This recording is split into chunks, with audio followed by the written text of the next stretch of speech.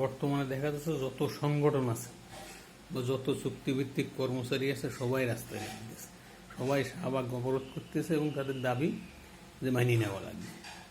তা এখন এই সরকারের আদৌ কি সম্ভব এই দাবি সব একবারে মেনে নেওয়া? এবং তারা জনসাধারণের এত পরিমাণে ভোগান্তি সৃষ্টি করতেছে এটা অকল্পনীয়। এই যে সংগঠনগুলো যারা এখন দাবি আদায়ের জন্য মাঠে নামতেছে, এদের আসল উদ্দেশ্যটা কি সেটা জাস্টিফাই করি এবং এদের যে এরা আমার ব্যক্তিগত যেটা ধারণা, এরা দেশকে অস্থিতিশীল করার জন্য উঠে পড়িয়ে লেগেছে। এবং এরা প্রত্যেকটা সংগঠন, এবং সেটা দেখলাম যে সিসিবির কর্মচারীরা আছে, চৌকিদাররা আছে, তারপরে শিক্ষকরাও কিছু কিছু নামতেছে, তারপরে বিভিন্ন মাস্টার রোলে যারা নিয়োগ পাওয়া তারাও জাতীয়করণ তাদের সরকারি করার জন্য আবেদন করতেছে। তাহলে এর এতদিন ছিল কোথায় এবং এখন কোন উদ্দেশ্যে এই এই অবস্থা তৈরি করছে?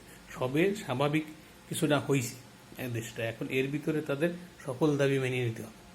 তো এই যারা এখন মাঠে লাফালাফি করতেছে বা মাঠে দাবি আদায়ের জন্য আন্দোলন করতেছে, তারা এতদিন ছিল কোথায়? এই সাধারণ ছাত্ররা যারা মারা গেল, মার খেল, আন্দোলন করলো, তাদের পাশে তো এরা কেউ ছিল না।